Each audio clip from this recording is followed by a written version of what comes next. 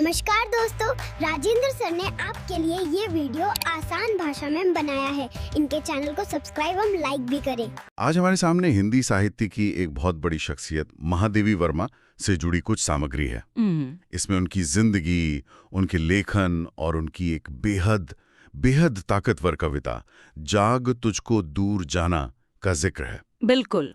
तो सवाल ये है कि महादेवी वर्मा ने एक ऐसी कविता कैसे लिखी जो स्वतंत्रता सेनानियों के लिए एक ललकार भी थी और आज भी किसी भी इंसान के लिए जो एक मुश्किल सफर पर है एक गाइड की तरह काम करती है। हाँ, चलिए इसी सवाल का जवाब ढूंढते हैं और उनकी दुनिया की गहराई में उतरते हैं। ये सवाल ही बहुत दिलचस्प है क्योंकि ये कविता सिर्फ एक कविता नहीं है, ये एक पूरा एक दर्शन है। हाँ, और इसका जवाब महादेवी जी की अपनी जिंदगी में ही छिपा है। हाँ, क्योंकि जब हम उनकी जिंदगी को देखते हैं तो वो अपने आप में एक संघर्ष और जीत की कहानी लगती है। बिल्कुल। फर्रुखाबाद में जन्म, 12 साल की छोटी सी उम्र में शादी। सोचिए जरा, उस जमाने में तो लड़कियों की पढ़ाई लिखाई वहीं खत्म हो जाती थी, लेकिन उन्होंने प्रयाग विश्वविद्यालय से संस्कृत में एमए किया। ये अपने आप में एक विद्रोह जैसा है। बिल्कुल, ये सिर्फ विद्रोह नहीं बल्कि एक मजबूत इरादे का ऐलान था। सही बात है। और ये समझना जरूरी है कि वो सिर्फ पढ़कर रुकी नहीं, उन्होंने प्रयाग महिला विद्यापीठ की स्थापना में बड़ी भूमिका निभाई और सालों तक उसकी प्रिंसिपल रहीं। अच्छा। उन्होंने जो रास्ता अपने लिए बनाया वो हजारों दूसरी लड़कियों के लिए भी खोल दिया। वो सिर्फ कवयित्री नहीं थी, वो एक इंस्टीट्यूशन बिल्डर थी। और उनके काम पर जो 3 बड़े असर दिखते हैं, स्वाधीनता आंदोलन, गांधी जी के विचार और गौतम बुद्ध का दर्शन। हाँ, ये सिर्फ किताबी बातें नहीं लगती। ऐसा लगता है जैसे उन्होंने इन तीनों को अपनी जिंदगी में घोल लिया था। आपने बिल्कुल सही शब्द इस्तेमाल किया, घोल लिया था। ये 3 धाराएं मिलकर महादेवी वर्मा को बनाती हैं। स्वाधीनता आंदोलन से उन्हें समाज को जगाने की प्रेरणा मिली, एक आग मिली। गांधी जी से उन्हें करुणा और कर्तव्य का भाव मिला, सिर्फ इंसानों के लिए नहीं बल्कि जानवरों के लिए भी। उनकी गद्य रचनाओं में ये साफ दिखता है। अच्छा। और बुद्ध के दर्शन से उन्हें जीवन में दुख की सच्चाई को समझने और उससे ऊपर उठने की एक आध्यात्मिक नजर मिली। इसीलिए उनकी कविताओं में एक अजीब सा ठहराव और गहराई है। मुझे लगता है कि उनके लेखन की धार सबसे तेज चांद पत्रिका के संपादन के दौरान दिखी। हाँ, बिल्कुल।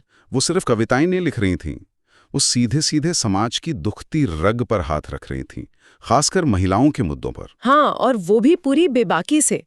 चांद पत्रिका के संपादकीय उस वक्त के हिसाब से बहुत क्रांतिकारी थे।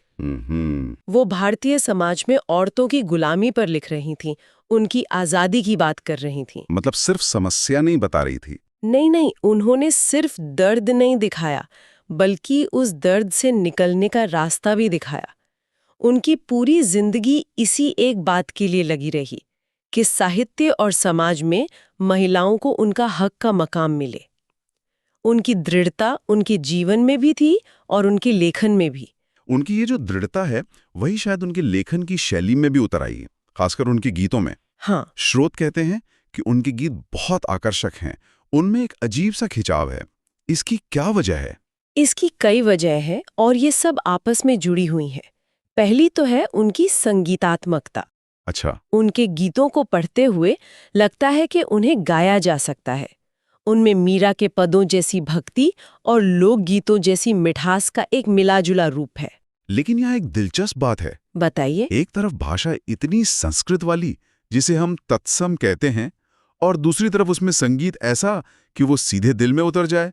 ये कमाल का संतुलन है। हाँ, बिल्कुल। लेकिन क्या कोई ये नहीं कह सकता कि उनकी भाषा जो इतनी संस्कृतनिष्ठ है उन्हें आम लोगों से दूर कर देती थी? क्या ये एक तरह की रुकावट नहीं थी? ये सवाल बहुत अच्छा है और अक्सर उठाया भी जाता है, लेकिन मेरे ख्याल से महादेवी जी ने ये भाषा सोच समझकर चुनी थी। वो जिन गहरी दार्शनिक बातों को कहना चाहती थी उनके लिए वैसी ही गंभीर और सधी हुई भाषा की जरूरत थी। और उनकी असली ताकत भाषा में नहीं बल्कि चित्रों में है। चित्रों में? हाँ, वो बात सीधे नहीं कहती, वो शब्दों से एक तस्वीर बना देती हैं। पाठक या सुनने वाले के दिमाग में एक पूरा सीन चलने लगता है। इसे ही चित्रमयता या लाक्षणिकता कहते हैं। अच्छा। वो आपको बताती नहीं, वो दिखाती है। और जब आप कुछ देख लेते हैं तो भाषा की मुश्किल पीछे छूट जाती है। मतलब शो डोंट टेल का बेहतरीन उदाहरण। बिल्कुल। और शायद इसीलिए उन्हें यामा के लिए ज्ञानपीठ पुरस्कार और पद्म भूषण जैसे इतने बड़े सम्मान मिले। निश्चित रूप से। अब हम उस कविता पर आते हैं जो इन सारी बातों का निचोड़ लगती है, जाग तुझको दूर जाना।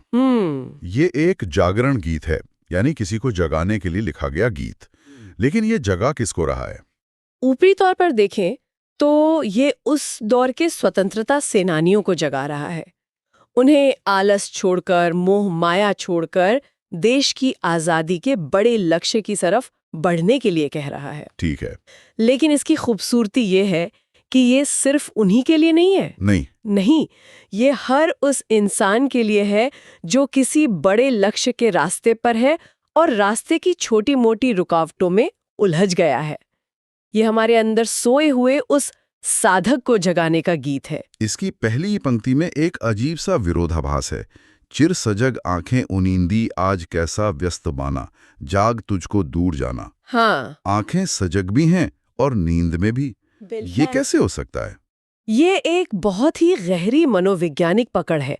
वो कह रही हैं कि तुम्हारी आंखें हमेशा से सजग रही हैं, तुम हमेशा से अपने लक्ष्य के प्रति जागरूक रहे हो, लेकिन आज उनमें नींद क्यों है?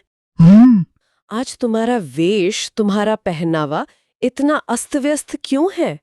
ये उस इंसान की हालत है जिसका इरादा तो मजबूत है, लेकिन उस पर इंसानी थकान और आलस हावी हो रहा है। और फिर वो उसे झकझोर रही हैं। हाँ, बिल्कुल झकझोरते हुए कहती हैं कि तुम्हें रुकना नहीं है, चाहे प्रलय ही क्यों ना आ जाए। अगले पंक्तियां तो और भी कमाल हैं। आज चाहे हिमगिरी के हृदय में कंप होले, या प्रलय के आंसुओं में मौन अलसित व्योम रोले। जी। यानी चाहे हिमालय कांप जाए या आसमान से प्रलय की बारिश हो जाए, तुम्हें चलना है। ये तो हिम्मत की इंतहा है। बिल्कुल, ये साधारण मुश्किलों की बात नहीं है। ये कह रही हैं कि जब तुम्हारे चारों तरफ सब कुछ तबाह हो रहा हो, जब पूरी दुनिया खत्म हो रही हो, तब भी उस विनाश के रास्ते पर भी तुम्हें अपने कदमों के निशान छोड़कर आगे बढ़ना है। तुझे इस नाश पथ पर चिन्ह अपने छोड़ाना। वाह! ये आपको सिर्फ चलने के लिए नहीं, बल्कि उस मुश्किल रास्ते पर भी अपनी पहचान बनाने के लिए कह रहा है। और फिर वो उन चीजों पे आती हैं जो हमें सबसे ज्यादा रोकती हैं। हमारे अपने रिश्ते, हमारा अपना आराम। हाँ, मोह माया। बांध लेंगे क्या तुझे ये मोम के बंधन सजीले, पंथ की बाधा बनेंगे तितलियों के पर रंगीले। ये मोम के बंधन वाली बात मुझे उनकी अपनी जिंदगी से जुड़ती हुई लगती है। कैसे? क्या ये सिर्फ एक दार्शनिक बात थी, या इसमें उनकी अपनी जिंदगी की झलक भी थी? 12 साल की उम्र में शादी। शायद वो खुद जानती थीं कि ये बंधन कितने नाजुक और फिर भी कितने रोकने वाले हो सकते हैं। ये बहुत गहरी बात कही आपने। मुझे भी यही लगता है ना? मोम के बंधन सिर्फ एक साहित्यिक प्रतीक नहीं है, इसमें एक भोगा हुआ यथार्थ है। वो रिश्ते जो दिखते बहुत सुंदर हैं, लेकिन वो आपको आगे बढ़ने से रोकते हैं, और वो इतने नाजुक हैं कि जरा सी आंच में पिघल जाते हैं। और तितलियों के पर रंगीले, यानी जिंदगी के छोटे छोटे रंगीन पल, सुख सुविधाएं, वो सवाल पूछ रही हैं कि क्या तुम्हारा इरादा इतना कमजोर है कि ये तितली के पंख जैसी हल्की फुल्की चीजें तुम्हारे रास्ते का पत्थर बन जाएंगी? और इसके ठीक बाद वाली लाइन तो शायद आज के जमाने में सबसे ज्यादा प्रासंगिक है। कौन सी? तू ना अपनी छां को अपने लिए कारा बनाना। बिल्कुल। यानी अपनी ही परछाई को अपने लिए जेल मत बनाओ। एक पल के लिए इस बात को सोचना चाहिए।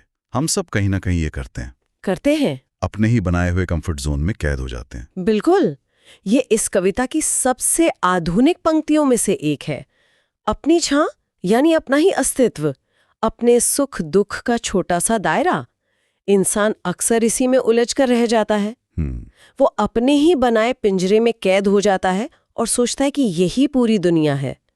महादेवी इसी से बाहर निकलने की ललकार दे रही हैं। आगे वो भावनात्मक कमजोरी पर चोट करती हैं। वज्र का और एक छोटे अश्रु कण में धोगल आया, देख इसे जीवन सुधा दो घोट मदिरा मांग लाया। यहाँ वो कह रही है कि तुम्हारा दिल तो वज्र जैसा मजबूत होना चाहिए था, और तुमने उसे किसी के एक आंसू में पिघला दिया। हाँ, और ये सवाल बहुत चुभने वाला है। वो पूछ रही हैं कि तुम्हारे पास तो जीवन रूपी अमृत था, एक महान लक्ष्य था, क्या तुम उसे देकर बदले में 2 घूंट मदिरा यानी आलस और मोह की शराब मांग लाए हो? ये एक बहुत बड़ी नैतिक दुविधा सामने रखती हैं कि क्या तुमने अपने अमर लक्ष्य को एक क्षणिक भावना के लिए, एक पल की कमजोरी के लिए दांव पर लगा दिया है। ये तो बहुत कठोर आत्मविश्लेषण की मांग है। लेकिन कविता का अंत बहुत ही उम्मीद और प्रेरणा से भरा है। हार भी तेरी बनेगी माननी, जय की पताका, राख क्षणिक पतंग की है, अमर दीपक की निशानी। आहा, ये तो कमाल की बात है। यानी असफलता को भी एक सम्मानजनक पहचान देना। ये आज के फेल फास्ट कल्चर से कितना अलग और गहरा है। बहुत सुंदर कनेक्शन बनाया आपने। ये पश्चिमी फेल फास्ट से बहुत आगे की बात है ना? वहाँ असफलता एक सीढ़ी है, यहाँ असफलता खुद एक मंजिल बन जाती है, एक सम्मान बन जाती है। अच्छा, वो कह रही हैं कि अगर तुम अपने लक्ष्य के लिए सब कुछ न्योछावर कर देते हो तो तुम्हारी हार भी एक जीत का झंडा बन जाएगी। जैसे पतंगा दिए की लौ में जलकर खत्म हो जाता है, लेकिन उसकी राख उस दिए के अमर प्रेम की कहानी कहती है। वाह, तुम्हारा बलिदान भी अमर हो जाएगा। और जो आखिरी लाइन है वो तो पूरे संदेश को एक अलग ही स्तर पर ले जाती हैं। है तुझे अंगार शया पर मृदुल कलियां बिछाना। इसका क्या मतलब निकालें? यही इस कविता का शिखर है। ये बुद्ध और गांधी के दर्शन का निचोड़ है। तुम्हारा काम सिर्फ अंगारों के बिस्तर पर सोना नहीं है, यानी सिर्फ कष्ट सहना तुम्हारा लक्ष्य नहीं है। तुम्हारा लक्ष्य है उस कष्ट को सहते हुए भी दूसरों के लिए कोमल कलियां बिछाना, यानी आत्मपीड़ा से लोक कल्याण का सृजन करना। बिल्कुल, तुम्हें मुश्किलों को सहकर दुनिया को और खूबसूरत बनाना है। ये कर्तव्य की सबसे ऊंची परिभाषा है। तो ये साफ है कि महादेवी वर्मा सिर्फ प्रकृति या दर्द की कवयित्री नहीं थी, जैसा कि अक्सर मान लिया जाता है। नहीं, बिल्कुल नहीं। वो एक ऐसी विचारक थीं, एक ऐसी दार्शनिक थीं, जिन्होंने अपने समय के लोगों को और आने वाली पीढ़ियों को हर हाल में अपने लक्ष्य की तरफ बढ़ते रहने का रास्ता दिखाया। निश्चित रूप से उनकी कविता जाग तुझको दूर जाना में जो दृढ़ता, आत्म बलिदान और करुणा का संदेश है, वो हर युग में प्रासंगिक रहेगा।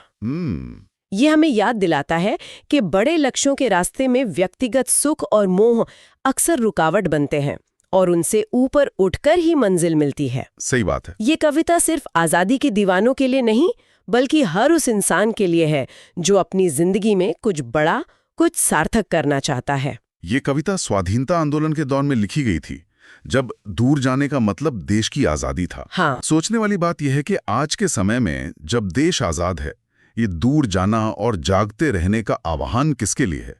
वो कौन से मोम के बंधन या वो कौन सी अंगार शैया है जिससे आज के इंसान को जूझना पड़ रहा है? नमस्कार दोस्तों, तो आपने इनके चैनल को सब्सक्राइब एवं लाइक नहीं किया तो अब कर दीजिए। धन्यवाद।